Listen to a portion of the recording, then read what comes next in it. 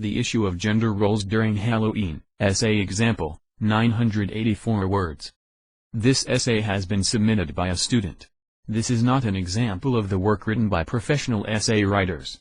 Professionals in writing essays and all other types of written work are at editapaper.com, link under the video. Every year, many Americans look forward to celebrating Halloween, and dressing up in costume is usually a part of that. I personally love Halloween, but I hate that it seems to amplify the way our culture does gender, as Judith Lorber might say. One recent TV commercial for Party City exemplifies how gender is socially constructed in the United States. It shows many children and adults, most of whom are portrayed so that they are assumed to be either male or female, in a variety of costumes. On a superficial level, the commercial may appear to be progressive by showing some girls in traditionally male costumes. However, it still enforces traditional gender roles and limits options for both males and females by feminizing and sexualizing girls' costumes and not including traditionally feminine costumes for boys. The commercial thus relates to Judith Lorber's The Social Construction of Gender, in which she discusses the fact that while our society seems to embrace some blurring of gendered norms for females, masculinity is always expected of males, and overall we still enforce gender roles.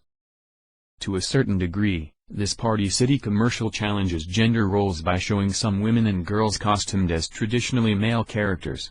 Figures such as Spider-Man and the Teenage Mutant Ninja Turtles are originally male and usually thought of as such in our society. In the commercial, there are both boys and girls wearing these costumes.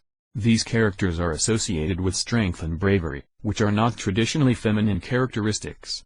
It's great to see women and especially little girls having the chance to emulate admired characters and display these traits.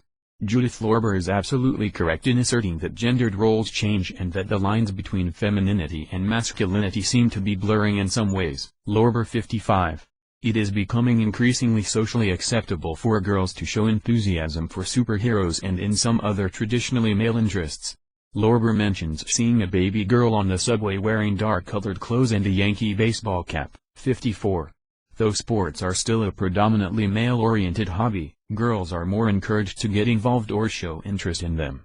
We are certainly starting to see many more opportunities for girls to enter into previously male-dominated spaces. However, just because it is more acceptable for girls to like things like superheroes or baseball, does not mean that there are not still limitations on their enjoyment. Some people seem to adopt the mindset that this bit of progress is adequate, that we have enough gender neutrality and flexibility. Nonetheless, the constraints of gender roles are still firmly in place. For instance, the baby that Lorber mentions is also wearing tiny earrings, little flowered sneakers and lace-trimmed socks. 54. Even when choosing to dress their baby in more masculine clothes than are usually seen on baby girls, her parents still feel the need to identify her as female using these markers.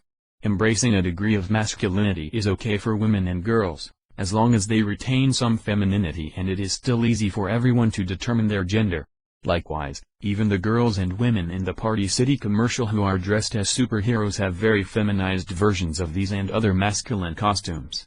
The boy versions look a lot like the characters themselves, while the girl versions have skirts, ruffles, and sparkles. Of course, it's perfectly fine to feminize something if one wishes to adopt those characteristics. The problem lies in the exclusivity. Feminization is seen as necessary for girls if they want to step into boys' interests, but they should have the same freedom that boys do. It's upsetting to see that the girls and women in the commercial can only appear as what's seen as watered-down versions of their male counterparts, more girly and therefore less powerful. Furthermore, even in children's costumes, the girl versions are usually more sexualized, showing off more bare skin and comprising of tighter articles of clothing. Our society still views women as objects of desire, even as children. Not only do we limit girls' and women's gender expression, but we train them from a young age to dress for men's benefit, ignoring physical comfort and female independence. While there is only superficial progress in the area of girls displaying masculinity, there is none in the area of boys displaying femininity. From what I can see, all of the boys and men in the commercial are in gender-neutral or masculine costumes. Women can be girly superheroes, but men cannot be princesses or fairies. According to Lorber, there are two socially and legally recognized gender statuses, and man is the dominant in our culture. 58. Thus, it is okay for women to be masculine, but it is a lowering of status for men to be feminine. It is unacceptable and even dangerous for men to take on feminine roles or characteristics. The only time I've seen a boy in a feminine costume was when my cousin dressed as a girl for Halloween. This was a little embarrassing for him, but ultimately funny, because we are conditioned to find it amusing and ridiculous that a strong boy portray himself as silly and weak and feminine. Even at a time of year when we are encouraged to take on new personas and be somebody else, we preclude ourselves from taking on any characteristics of the opposite sex. This current Party City commercial is seen as a perfectly normal advertisement, but it strongly enforces the gender roles we have internalized. Men must be strong and powerful, while women are pretty and vulnerable. There is little leeway for women and girls to display masculinity, and none for boys and men to display femininity.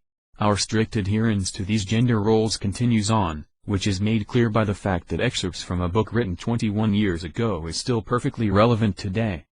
Remember, this is just a sample from a fellow student. Need to write an admission essay or any other written educational work? Place your order on the Edita Paper service. EditaPaper.com is a professional online service where in a few minutes you will find a professional author for writing any educational work, from an easy essay to writing a doctoral dissertation. We are completely confidential and give you a guarantee that if the work done does not suit you, we will refund your money. Register at EditaPaper.com for free now and get a discount.